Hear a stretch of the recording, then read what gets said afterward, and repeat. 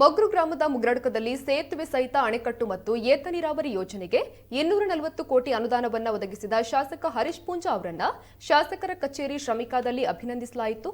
ಈ ಸಂದರ್ಭದಲ್ಲಿ ಮಾತನಾಡಿದ ಶಾಸಕರು ಮುಗಿರಡ್ಕ ಸೇತುವೆ ನಿರ್ಮಾಣವಾಗಬೇಕು ಅನ್ನೋದು ಈ ಭಾಗದ ಜನರ ಬೇಡಿಕೆಯಾಗಿತ್ತು. ಈ ಬೇಡಿಕೆಗೆ ಯಡಿಯೂರಪ್ಪನವರ ಸರ್ಕಾರ ಸ್ಪಂದಿಸಿ 240 ಕೋಟಿ ಅನುದಾನವನ್ನು ಬಿಡುಗಡೆ ಮಾಡಿದೆ. 2 ವರ್ಷದಲ್ಲಿ ಈ ಸೇತುವೆ ನಿರ್ಮಾಣವಾಗಲಿದೆ. ಇನ್ನು ಈ ಯೋಜನೆ ಕೇವಲ ಮುಗಿರಡ್ಕಕ್ಕೆ ಮಾತ್ರವಲ್ಲದೆ ಸುಮಾರು 10 ಗ್ರಾಮಗಳಿಗೆ ಅನುಕೂಲವಾಗಲಿದೆ ಎಂದರು.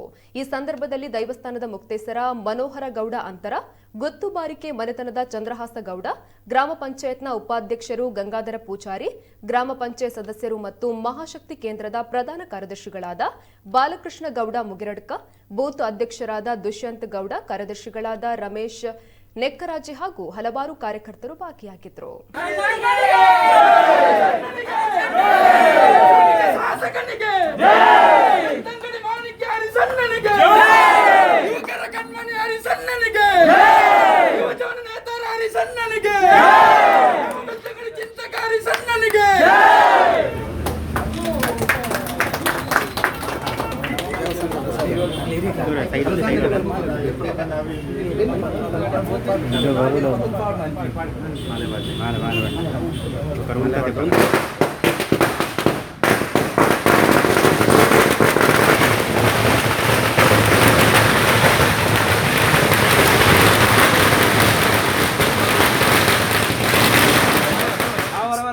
ಬೆಳ್ತಂಗಡಿ ತಾಲೂಕಿನ ಒಂದು ಅವಿಸ್ಮರಣೀಯವಾಗಿರ್ತಕ್ಕಂಥ ಕ್ಷಣ ಅಂತ ಹೇಳಿದರೆ ತಪ್ಪಾಗಲಿಕ್ಕಿಲ್ಲ. ಸನ್ಮಾನ್ಯ ಯಡಿಯೂರಪ್ಪನವರ ಸಚಿವ ಸಂಪುಟದ ಸಭೆಯಲ್ಲಿ ನಮ್ಮ ತಾಲೂಕಿನ ಅತ್ಯಂತ ಪ್ರಸಿದ್ಧವಾಗಿರ್ತಕ್ಕಂಥ ದೈವಕ್ಷೇತ್ರ ಮುಗಿರಡ್ಕದ ಆ ಸಾನ್ನಿಧ್ಯದಲ್ಲಿ ಮುಗಿರಡ್ಕ ಮತ್ತು ಬಂದಾರು ಗ್ರಾಮಗಳಿಗೆ ಸಂಪರ್ಕವನ್ನು ಸಾಧಿಸ್ತಕ್ಕಂಥ ಒಂದು ಸೇತುವೆಯ ಕನಸು ಆ ಭಾಗದ ಜನರ ಬಹು ವರುಷದ ನಿರೀಕ್ಷೆಯಾಗಿತ್ತು.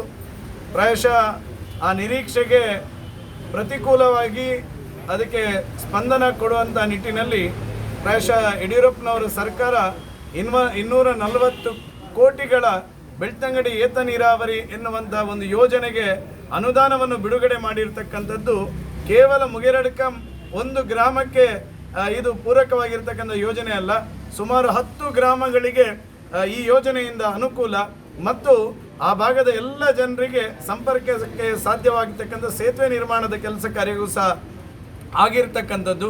ಪ್ರಾಯಶಃ ಮುಗಿರಡ್ಕ ಆ ದೈವಗಳ ಆಶೀರ್ವಾದದ ಮೂಲಕ ಇವತ್ತು ಮುಗಿರಡ್ಕಕ್ಕೆ 240 ಕೋಟಿಗಳ ಅನುದಾನವನ್ನು ಯಡಿಯೂರಪ್ಪನವರ ಸರ್ಕಾರ ಘೋಷಣೆ ಮಾಡಿದೆ ಅನ್ನುವಂಥದ್ದನ್ನು ಈ ಸಂದರ್ಭದಲ್ಲಿ ನಾನು ಉಲ್ಲೇಖ ಮಾಡಲಿಕ್ಕೆ ನಾನು ಬಹಳ ಸಂತೋಷವನ್ನು ಈ ಸಂದರ್ಭದಲ್ಲಿ ಮಾಡ್ತಾ ಇದ್ದೇನೆ.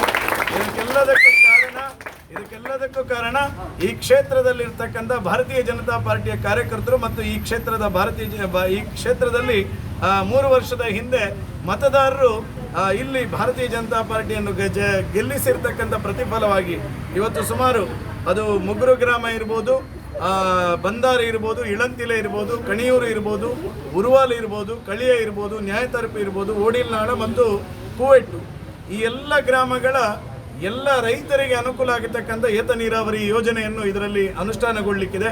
ಎಲ್ಲ ಕೃಷಿಕರಿಗೆ ಇದರಲ್ಲಿ ಬೇಸಿಗೆ ಕಾಲದಲ್ಲಿ ನೀರಾವರಿಯನ್ನು ನೇತ್ರಾವತಿಯಿಂದ ಲಿಫ್ಟ್ ಇರಿಗೇಷನ್ ಮೂಲಕ ಏತ ನೀರಾವರಿಯ ಮೂಲಕ ನೀರನ್ನು ಎತ್ತಿ ಈ ಎಲ್ಲ ಭಾಗದ ರೈತರಿಗೆ ನಮ್ಮ ಏನು ತುಳುವಿನಲ್ಲಿ ನಾವು ತೋಡು ಅಂತ ಹೇಳ್ತೇವೆ, ಆ ತೋಡಿನ ಮೂಲಕ ಅವರಿಗೆ ವಾರದಲ್ಲಿ 2 ದಿನ ನೀರನ್ನು ಕೊಡತಕ್ಕಂಥ ವ್ಯವಸ್ಥೆಯನ್ನು ಈ ಏತ ನೀರಾವರಿಯ ಮೂಲಕ ನಾವು ಮಾಡಲಿಕ್ಕಿದ್ದೇವೆ.